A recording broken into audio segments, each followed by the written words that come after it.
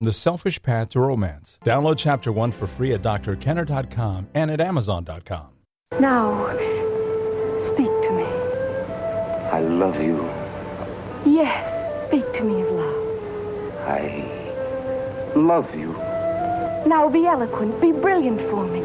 I love you very much. I ask for cream and you give me milk and water. I adore you. Okay, that's the cut from Cyrano de Bergerac, and I want to thank my husband here for having located that quickly. So right before the break, we were talking about a gentleman, Tom, who wrote me a question, a listener, and he's having trouble expressing his affection, his feelings towards a girl that he just started dating a month ago, Amanda. He cares for her a lot, and he just chickens out. His tongue gets caught on the words, or he just can't tell her that he cares for her, he loves her, or what he feels. So, Tom, the first thing I would do is to sit down and start to think about Amanda. And then think about the grossest woman that you know. The woman that just disgusts you, makes you recoil. So now that you have that contrast in mind, now try to put into words what you love about Amanda. Maybe she doesn't smell. You could start like that. She's pretty.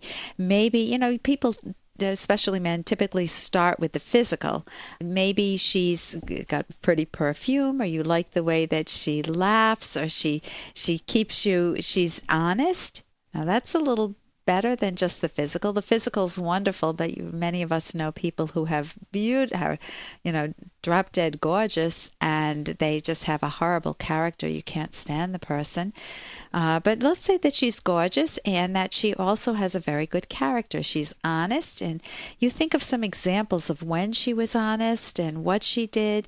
Maybe she was given too much change at a store and she gave the extra money back, or she's very caring and attentive to, say, a sibling who's been very nice to her. They have a very good relationship. And you want to try to identify the particulars in your own mind that make you love her or make you feel strongly attracted to her. And again, you could always use Broomhilda, this other woman that I have, as a contrast, the woman that you couldn't stand, someone that you would never date in a million years, to try to highlight what you do love in Amanda. Sometimes having that mental contrast helps a lot. Then, hey, I got to interrupt this because we've got to pay some bills. 30 seconds, that's it. A very quick ad, and then Alan will be back. Romance. Ugh, I wish guys knew more about what we want from a relationship. Boy, I wish I knew more about what I want. Where's that ad I saw? Here it is. The Selfish Path to Romance. A serious romance guidebook. Download Chapter 1 for free at selfishromance.com and buy it at amazon.com. The Selfish Path to Romance. That is interesting. try to highlight what you do love in Amanda. Sometimes having that mental contrast helps a lot. Then put it down in words. What do you love about her? What physical characteristics, what character traits, her sense of humor, how she makes you feel about you, and how you feel about her in her presence, what your world feels like around her. Take the time to actually write it down on paper. Now, don't censor it. Don't assume that you're going to ever give her or even keep this paper. Just get it down in words so that you can see what it is that you like, and you're also stocking your subconscious with the words that you'll eventually use. Then try to imagine yourself telling her these words. Try to figure out how you would want to tell her, when, what setting. You don't want, if you're taking garbage out to the road, you don't want to look at her and say, oh, by the way, I love you. That's not quite the time to tell her. So try to figure out when you would like to express it, when it would feel most natural to you, given that it doesn't feel natural to you anyway. But at least put yourself mentally in that situation, because this will help you break the ice too with yourself. Think about times that you have told people you've loved them. Maybe you told someone else you love them and they slapped you in the face. A boyfriend once kissed me, not a boyfriend, when I was a young kid playing doctors, of all things, in my best friend's backyard. We had the guys were sick. The two guys were sick. This was totally non-sexual, but it got sexual. It got sexual because at the age of maybe 7 or 8 or however old I was, the guy looked up at me, and when I bent over being the nurse, he kissed me. And so I did what every good nurse does. I slapped him and then ran home. I didn't know how to deal with it. Well, I hope that didn't give him a complex, because when I got home, I couldn't figure out how I could go back there. I really wanted to go back. So you want to figure out how to deal with rejection if you have been rejected in the past. And then just remember that what a woman wants to hear, or what a guy wants to hear too, is not just, you're really cool, you're really nice, not just the superficial things, but some details. And it doesn't have to be a page worth of details, but 1 or 2 details of something that you love that person does that really turns you on to them, as opposed to Broomhilda's. And here's a little more from Dr. Kenner. Okay, what do you do if you procrastinate? Well, all of us procrastinate. I've been working on a project of cleaning my office, and it feels really good to not procrastinate any longer. And here's a listener who is asking about this. Now, listen to his question carefully and see if you think he can make any headway with the way he's framing it to me. Dear Dr. Kenner, I've got a bad case of procrastination. And this procrastination does not only apply to things related to work. Really, anything that needs to be done in my life and can be put off, I put off.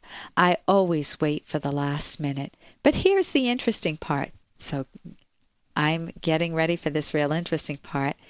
And Bill responds, I am physically unable to work. And so I'm thinking, is he disabled? And then he continues, unless I'm in a time constraint and pressured to do so. I experience all the symptoms of ADD unless I'm working under some kind of stress. I don't get why this happens, but as you can expect, working at the last moment does cause problems. But I kind of seem to enjoy the pressure of rushing to do the work. Is this fixable without Ritalin, or do I just need a good kick in my behind? Thanks, Bill. Bill, I think you know the answer to your own question. Notice first that you're very superficial. You're talking about procrastination, but you could be anybody. You could be 50 years old, 20 years old. You could be male, female. It doesn't matter. You don't have any details here. So one of the skills of breaking through procrastination is to sit down and to write on to answer the following question. What is the most important thing in my life right now that I'm putting off?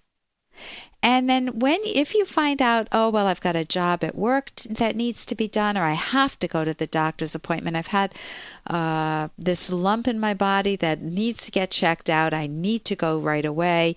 Figure out what it is in your life that you've been putting off. And then sit down and write about that for, I would say, 10 minutes. Don't take the pen off the paper.